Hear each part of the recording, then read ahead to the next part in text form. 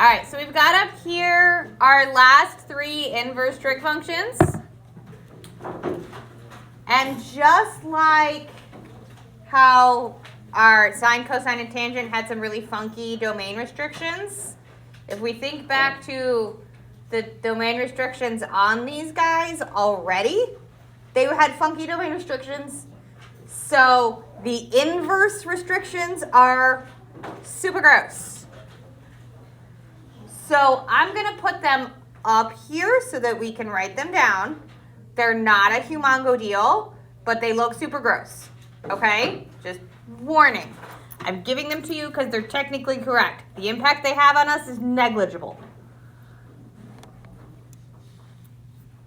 That's why I didn't have them up here when you walked in. They're super gross.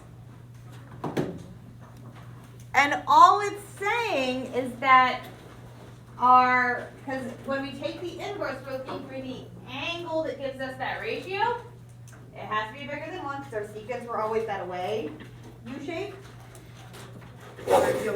Our domain restriction gives us, yes, these are the domain restrictions. And telling us where our y's are going to be. So they're super gross. But when we're thinking about solving these, we do these very, very similar to the way that we did our sine and cosine and tangent. They're very, very, very similar.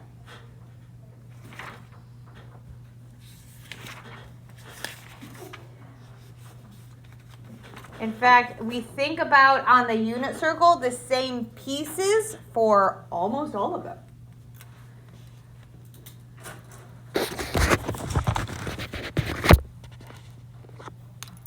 I'm going to give you guys time to write. Like we are fine on time.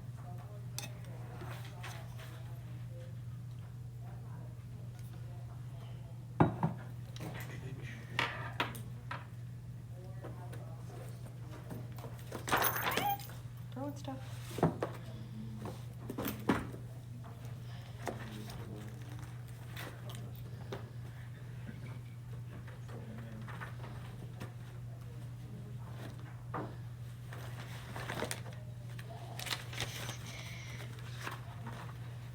Okay, I'm just going to give you guys a little bit of time to work on that.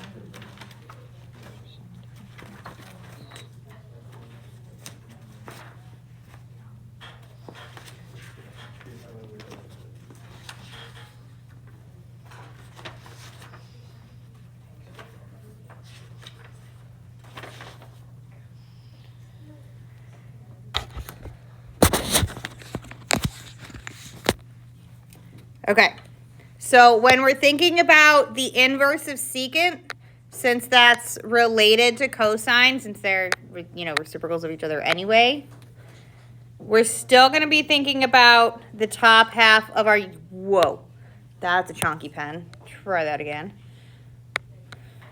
We're still going to think about the top half of our circle, just like we did for cosine.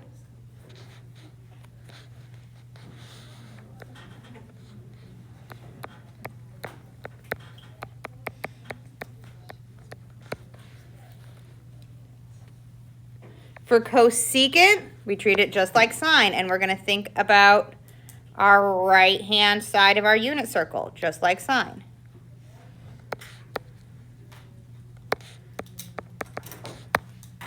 However, we have to be super duper careful because cotangent is the only thing that's different. For tangent, we use the right-hand side like sine.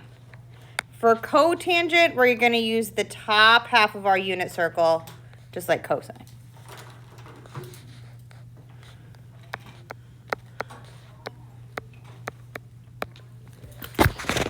So that's really the only difference between the co-functions and the main functions. Is it's a slightly different vibe on the circle. But we're still going to be thinking about a unit circle. We're still going to be thinking about those same pieces and all that jazz. Okay, so there's a whole lot of going on up here. And the work itself is not quite as gross as this makes it look. Okay, so this looks super gross. But I promise it's not the worst thing ever.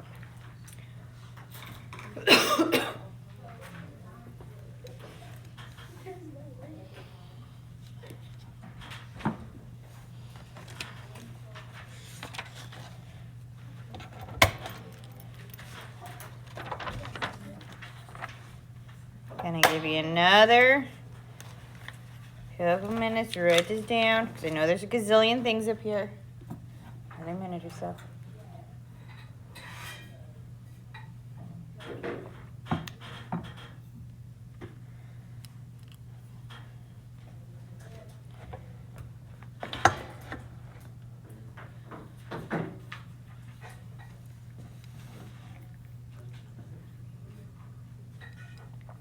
Okay. Looks like a lot of us have at least slowed down on writing. I'm going to change the page. In 5, 4, 3, 2, 1. Bink. All right. So we're going to evaluate these. We're finding the inverse of secant of -2 square root of 3 over 3. What this means is when we see the inverse of secant, that was weird, my iPad jumped there. I want the angle. That's what it means we're looking for. The inverse means I want the angle. Tell me the measure of theta that has a secant value of -2 square root of 3 over 3. So we don't often know the secants off the top of our head. Like, that's not a thing we memorized. But I know that secant is related to cosine. And secant is the same as 1 over cosine. So that means we know that cosine of whatever this angle is going to be the reciprocal of secant. 3 over -2 square root of 3. Yes. See that? Well, we didn't do anything that had a radical 3 in the denominator. So let's rationalize that real fast. Because I don't know nothing with the square root of 3 in the bottom. So we'll do our square root of 3 over square root of 3. 3 square root of 3 over -2 times 3.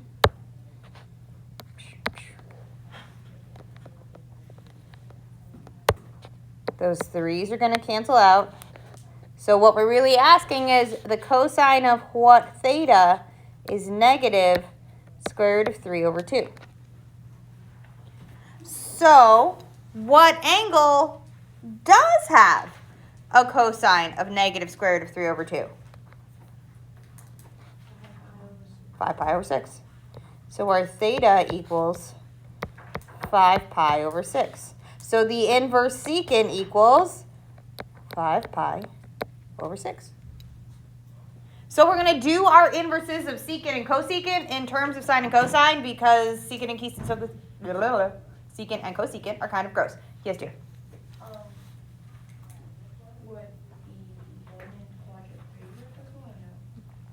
Because of the domain restrictions of the inverses, we're only looking between -1 and 1. So we're not going to have coterminals on inverses.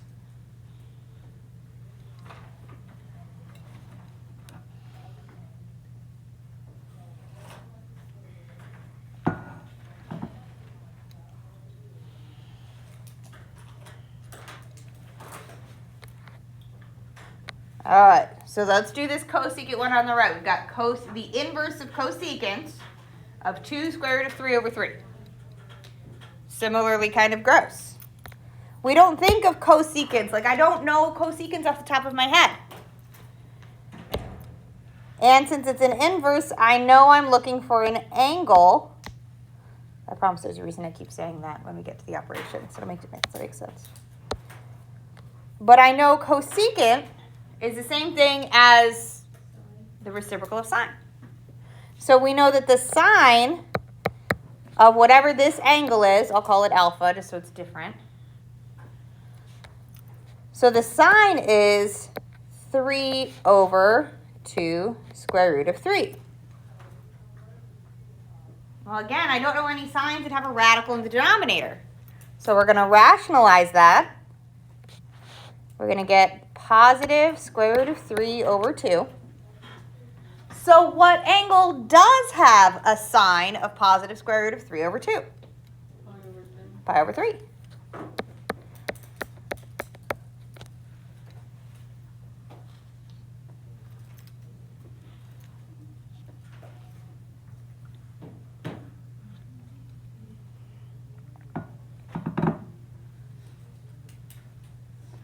So questions on those two? I told you those domain restrictions made it look super gross, and they weren't like, they're like no big deal. Like, yeah, they just had those giant walls of text.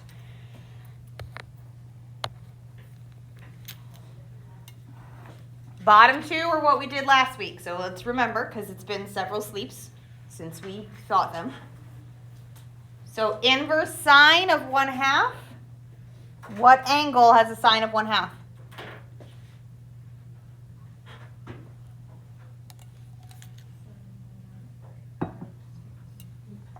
Pi over 6.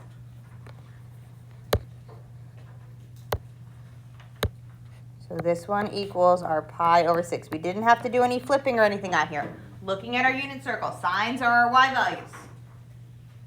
So the angle that has a value of 1/2 and its y is pi over 6. When we're finding the inverse, we're looking for the measure of the angle. So what inverse cosine of negative 1/2? What angle has a cosine of negative 1/2?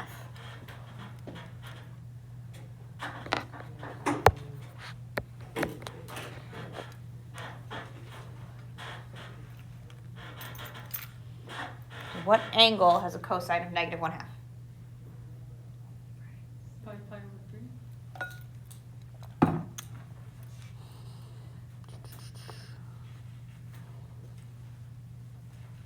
That has a negative y value, not a negative x. Remember, cosines are x values. 2 pi over 3.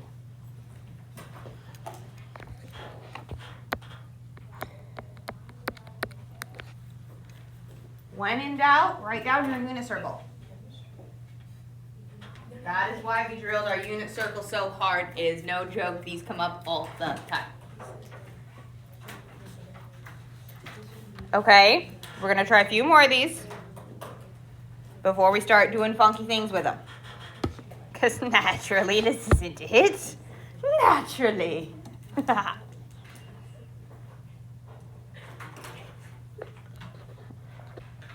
Okay. 4 more kind of find the values.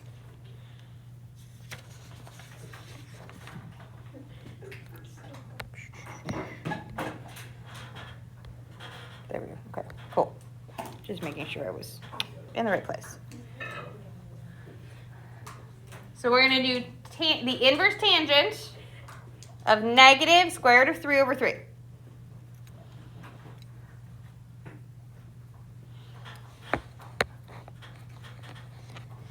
And the tangents and cotangents are probably the more annoying ones.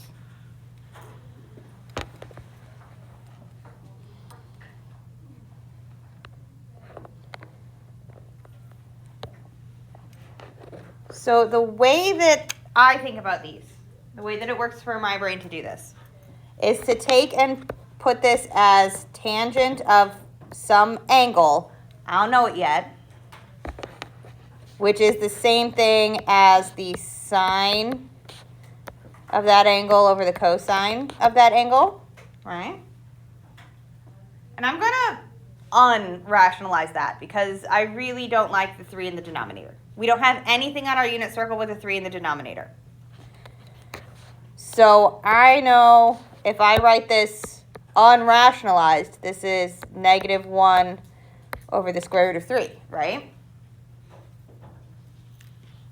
Absolutely everything in our unit circle other than our order, like our 0, 1, 1 zeros, was over 2.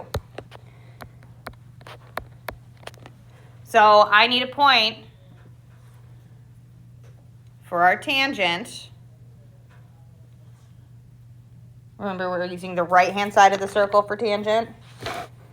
So think about the right-hand side of our unit circle that has a sine of 1/2, a cosine of square root of 3 over 2, and one of them's negative.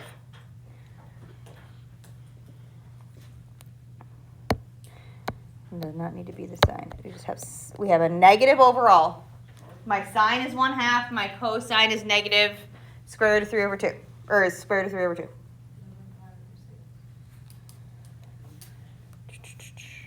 Sorry, I'm running around here. Say it again. 11 pi over 6. But remember, we're doing this from our -1 to +1. So we're going to write it as a negative angle. You're right. You're absolutely right. But we're going to write it as negative pi over 6. Just because of the way we wrote the domain restrictions. It is 11 pi over 6. Yes, dear. How did you get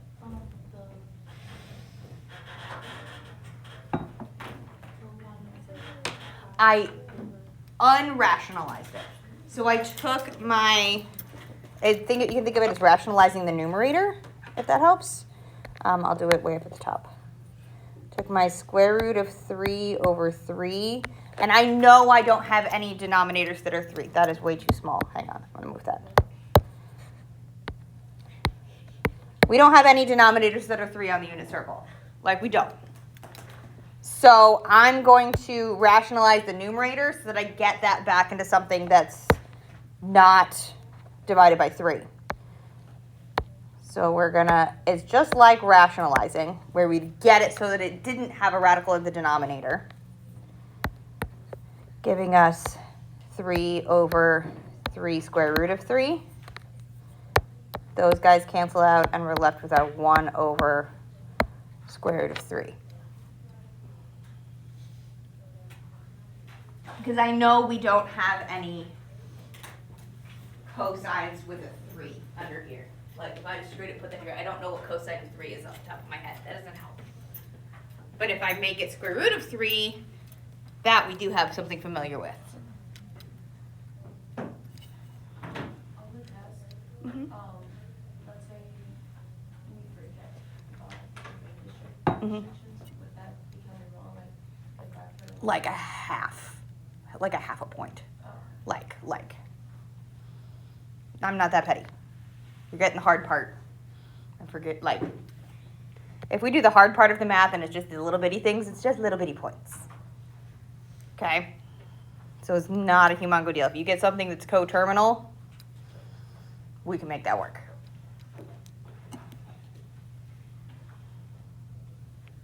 All right, so let's look at the cotangent of square root of 3. It's a very similar vibe.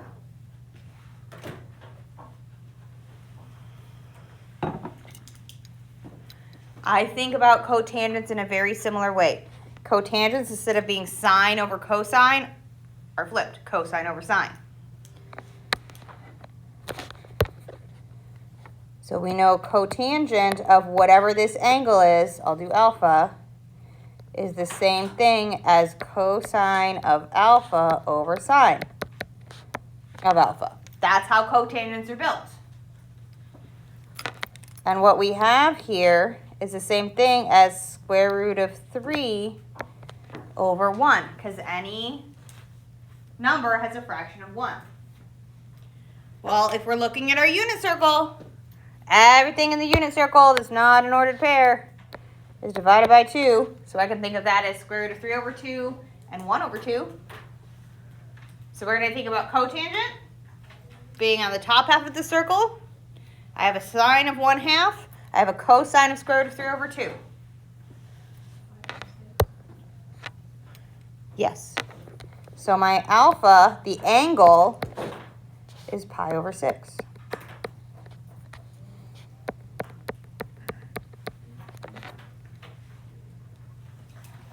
So the angle is pi over 6.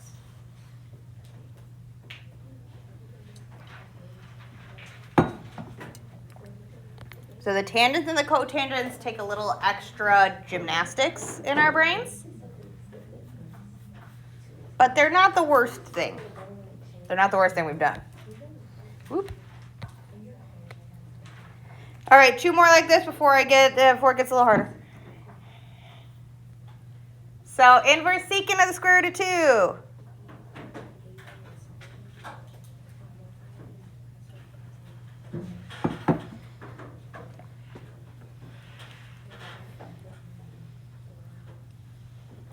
Inverse secant, well, we know secant's related to cosine. So cosine of whatever this angle is, I'll go beta, is 1 over the square root of 2. None of my unit circle values are like that, so let's rationalize that.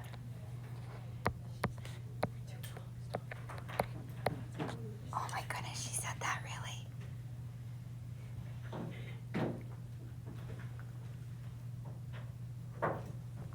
So what angle of cosine has a value of square root of 2 over 2? Pi over 4.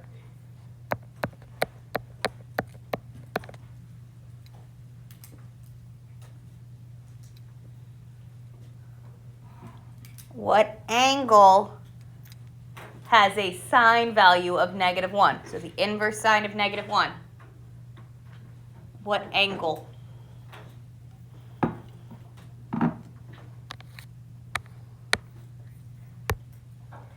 Yes, but what is our domain restriction? Where is it going to be?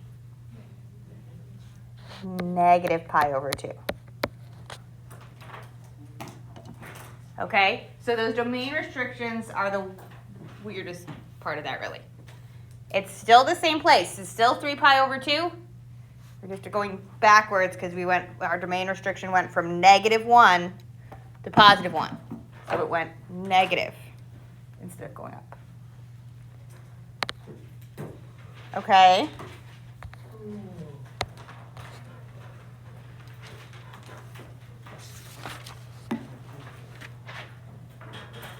Ready for the next part?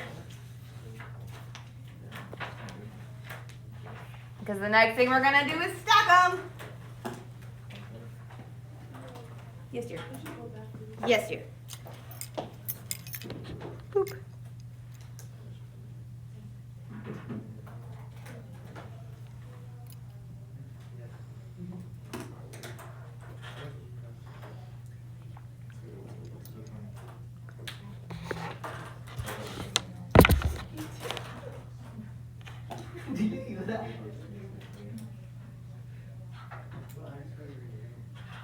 Alright, I'm going to change it in 5, 4, 3, a 2, a 1. Ready? A 0. Okay, we're going to stack them. And this is the part where I was so specific that we were talking about angles with inverses. Because what this is, we're asked for the secant of whatever the inverse of cosine of 1/2 is. So it feels like a lot of stuff. This guy's an angle. So we're going to start from the inside and work our way out. So we're going to find the inverse cosine of 1/2. Start there. What angle has a cosine of 1/2? Pi over 3. So that's the same thing as pi over 3. That is really small. We're going to fix that so we can actually read it. So the inverse cosine of 1/2 is pi over 3. So what we're really being asked is what's the secant of pi over 3?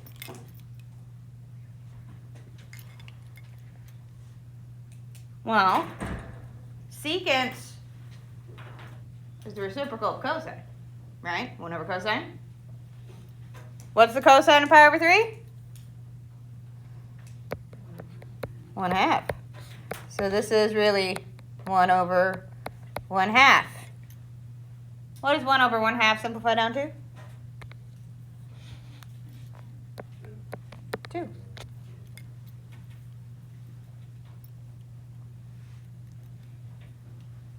So the inverse is looking at the angle.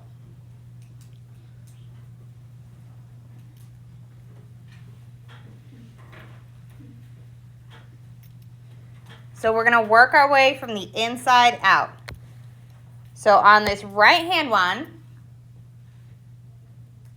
we have the inverse of cosine of the sine of 5 pi over 4. So we're going to start from the inside. Sine of 5 pi over 4.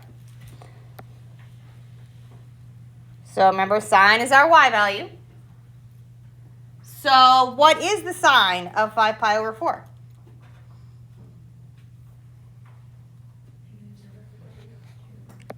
Negative square root of 2 over 2.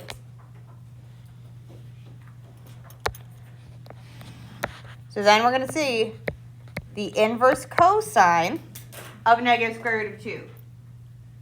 So what angle has a cosine of negative square root of 2 over 2?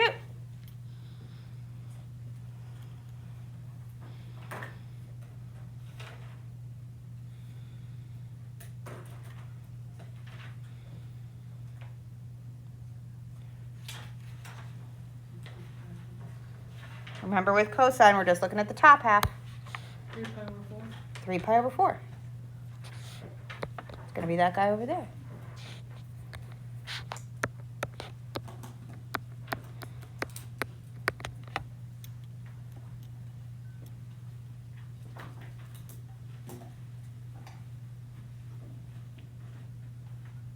Questions on these two? They look super scary, and they have a lot of new pieces in there.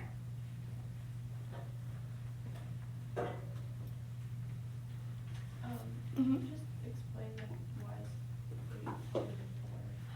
So we're thinking about our, we go down the sine of 5 pi over 4 giving us negative square root of 2. When we're looking at cosine, the inverse of cosine, due to our domain restriction, we're only going to look at the top half of the unit circle. And cosine is our x values. Since it's negative, we know we're going to be somewhere over here in quadrant 3. Or quadrant 2, excuse me. Okay. So it's got to be this one right here. It's got to be our 3 pi over 4, because that's the one that has our negative square root of 2 over 2.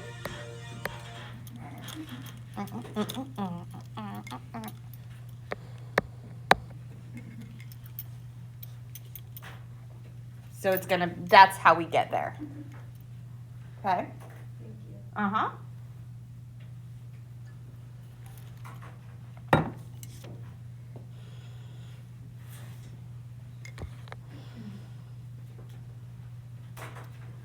Like I said, these are not like calculatorily heavy.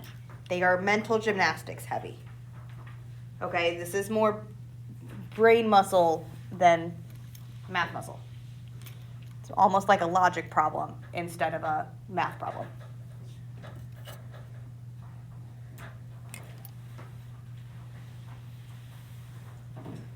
All right, ready for the next one? Boop.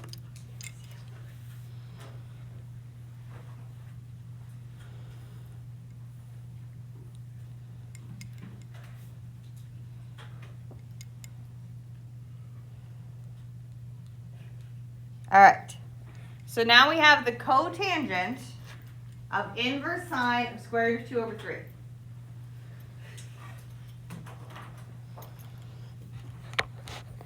So we want to know, first things first, about this angle. And I want you to think through our unit circle real quick. Do we have any signs with a square root of 2 and a 3 at the same time? No, so this is not on the unit circle. If it is not on the unit circle, draw a triangle. If it is not on the unit circle, do it as a triangle.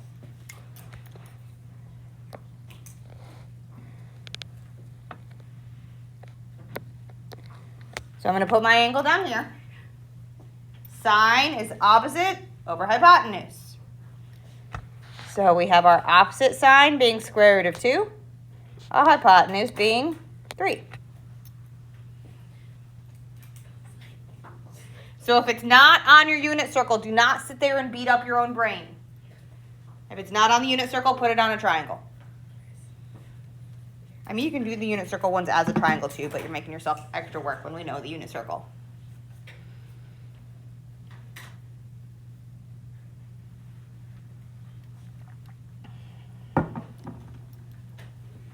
What we're asked to find now is the cotangent of that angle. For cotangent, I need to know sine and I need to know cosine.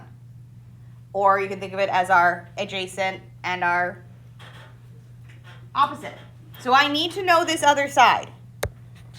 How do I figure out this other side with the triangle stuff? Pythagorean theorem, because it's a right triangle.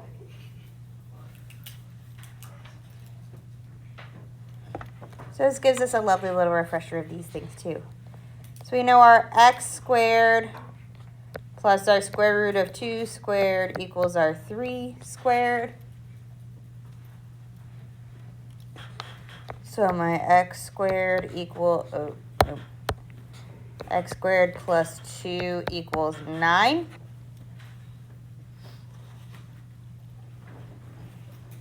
Subtract 2 from both sides, and we're going to have our x squared equals 7. Square root both sides, and we get that our x equals square root of 7. And I can't change anything else about it because 7's prime. So I know that this side of my triangle is the square root of 7. So when we come to find our cotangent of our angle, tangent is opposite over adjacent, so cotangent, flip it, adjacent over opposite. So our adjacent is square root of 7. Our opposite is square root of 2.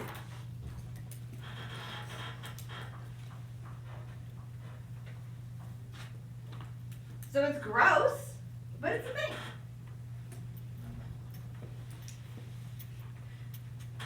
And I have a square root in the denominator, which is no bueno. So let's fix it. We're going to rationalize, which means I'm going to multiply by my denominator so that we can get this to not be the square root in the denominator.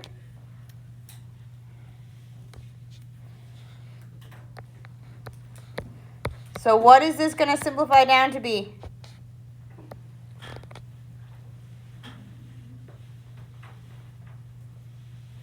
What's my numerator? Square root of 7 times the square root of 2. Square root of 14 over? Over 2. Nope, 14, not 12. That's our answer, square root of 14 over 2. So if it's not on your unit circle, draw a triangle and do it that way. If it is on your unit circle, it's just kind of easier to not have to do the Pythagorean theorem and draw out the triangle and do all the things and blah, blah, blah, blah.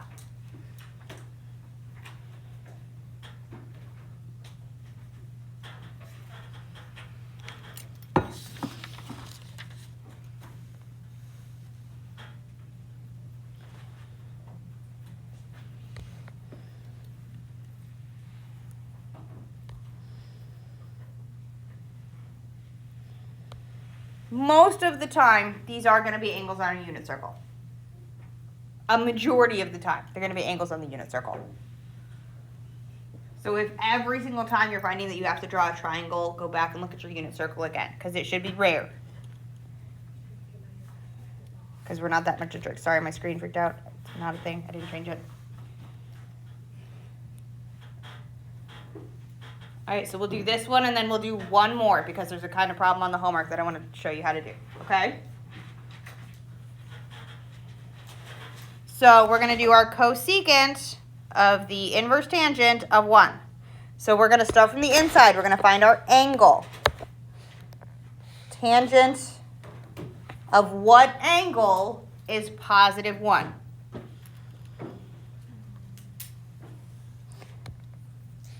This is an angle.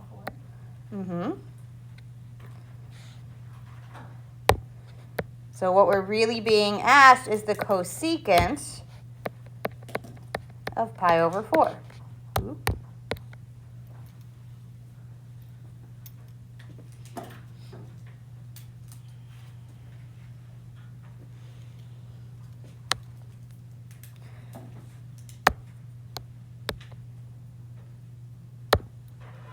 So remembering that cosecant, the same thing as the reciprocal of sine. What is the cosecant of pi over 4?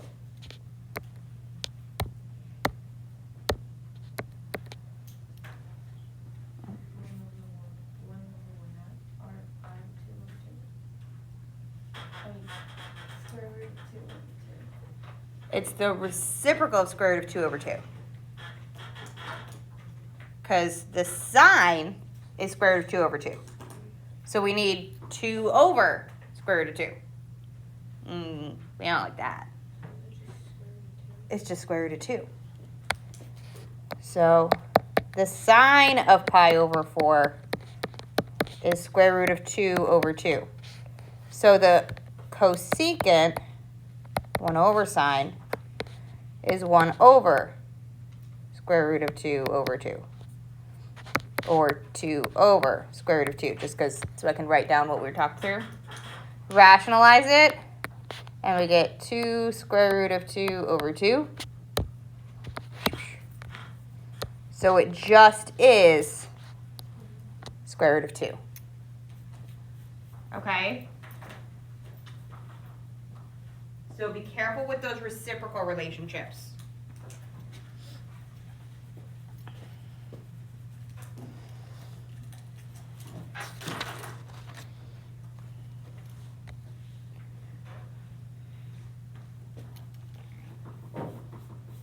The last one I want to show you is like some that are on the homework. And it's things like this. We have the cosine of the sum of 2 inverses, which looks super duper complicated. Holy cow, what the heck is that? Remember that inverses are angles. So this is some angle. I'm going to call it alpha. Alpha. This is another inverse. It's another angle. It's a different angle. Angle beta. So we have the cosine of some angle plus another angle. It's the sum of 2 angles. So we'll use our sum formulas. Oh my gosh, what? Holy cow. So what this is really asking us for is the cosine of alpha plus beta. Those are just angles. So we're going to use our cosine sum formulas, where we're going to do our cosine of alpha, cosine of beta,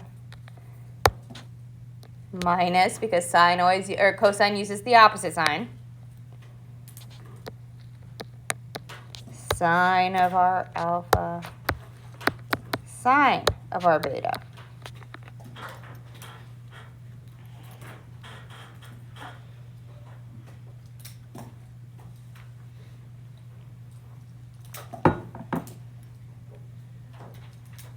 With these ones and on the homework, they're the ones with the sums are going to be easier to do as the triangles, since we need sines and cosines quickly. So alpha, I'm going to do it as a triangle. We know its adjacent is 1 and its hypotenuse is 2, which we'll use Pythagorean theorem to get there, but I want us to get there before the end of the day, so we're going to get square root of 3. We're going to do the same thing with beta. I'm just going to do it as a triangle for these ones since I know I'm going to need to be able to pop out sines and cosines.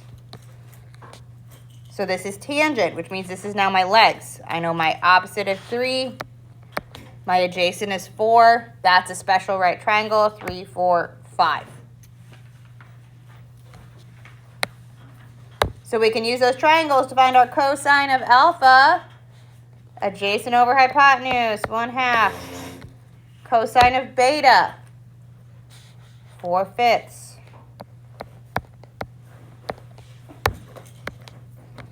Sine of alpha is going to be our square root of 3 over 2. And sine of beta is 3 over 5. We could absolutely finish that out, but we have a minute to the bell, so I'm not going to have time. But I didn't want us to be caught hanging on that when we have an e-learning day tomorrow.